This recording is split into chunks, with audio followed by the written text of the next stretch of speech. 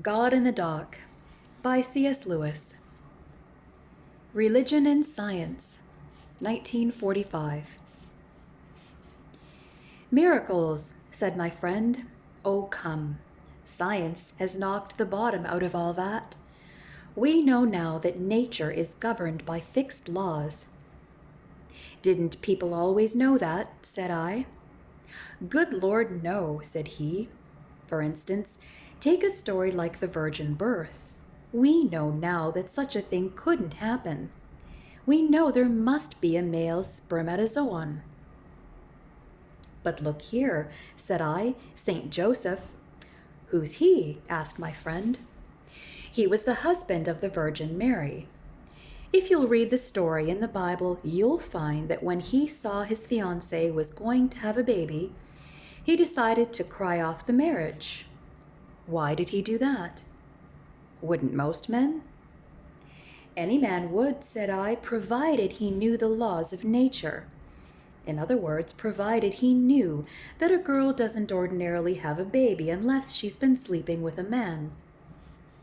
But, according to your theory, people in the old days didn't know that nature was governed by fixed laws. I'm pointing out that the story shows that St. Joseph knew that law just as well as you do.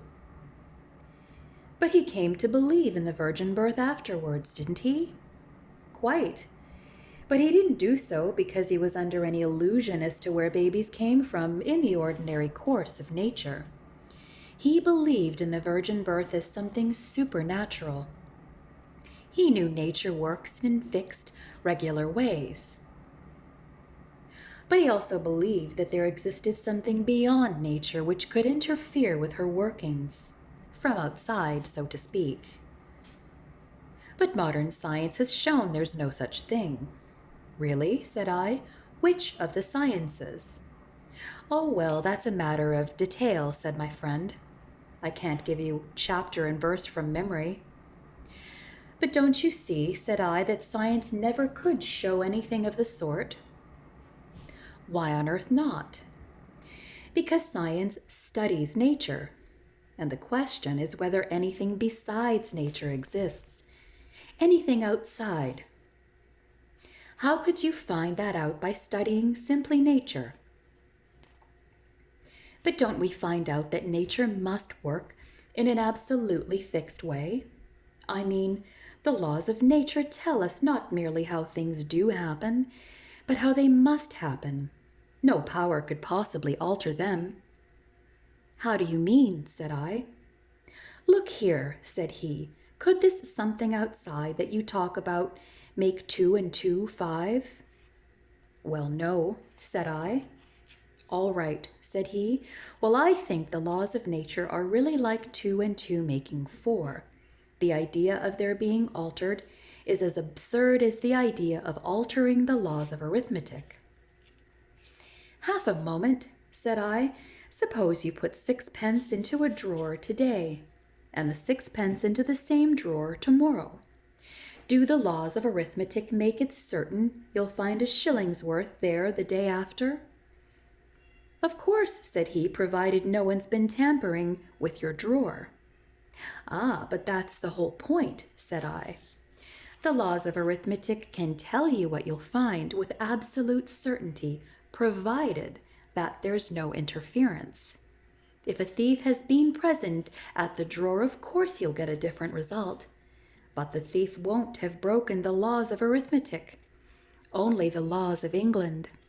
Now, aren't the laws of nature much in the same boat? Don't they all tell you what will happen, provided there's no interference? How do you mean?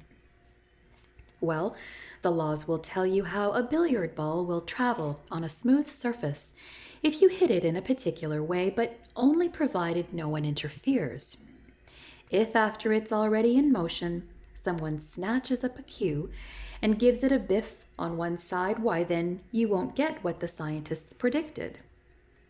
Well, no, of course not. He can't allow for monkey tricks like that. Quite. And in the same way, if there was anything outside nature, and if it interfered, then the events which the scientist expected wouldn't follow. That would be what we call a miracle.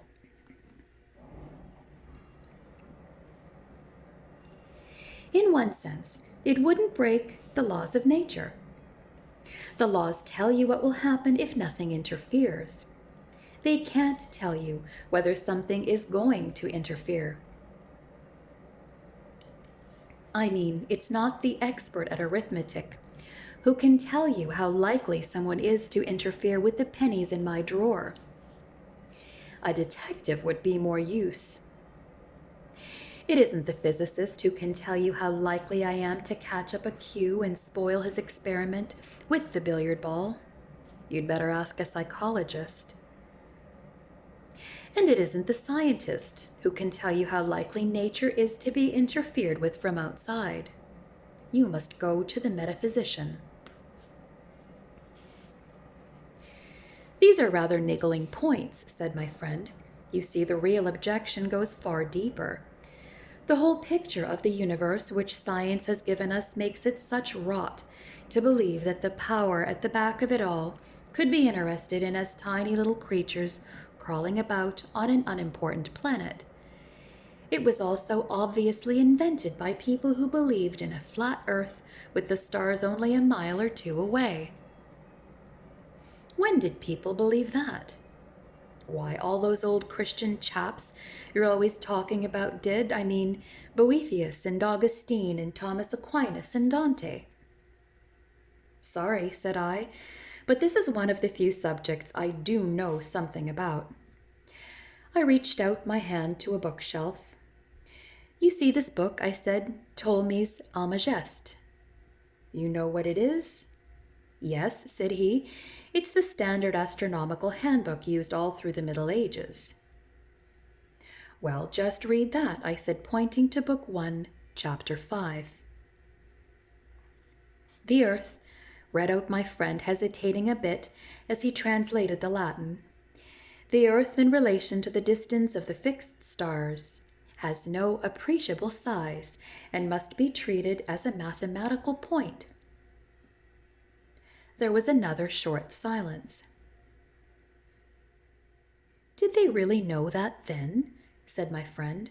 But none of the histories of science, none of the modern encyclopedias ever mentions the fact. Exactly, said I. I'll leave you to think out the reason. It almost looks as if someone was anxious to hush it up, doesn't it? I wonder why. There was another short silence. At any rate, said I, we can now state the problem accurately. People usually think the problem is how to reconcile what we now know about the size of the universe with our traditional ideas of religion. That turns out not to be the problem at all. The real problem is this: the enormous size of the universe and the insignificance of the earth were known for centuries, and no one ever dreamed that they had any bearing on the religious question. Then, less than 100 years ago, they are suddenly trotted out as an argument against Christianity. And the people who trot them out carefully hush up the fact that they were known long ago. Don't you think that all you atheists are strangely unsuspicious people?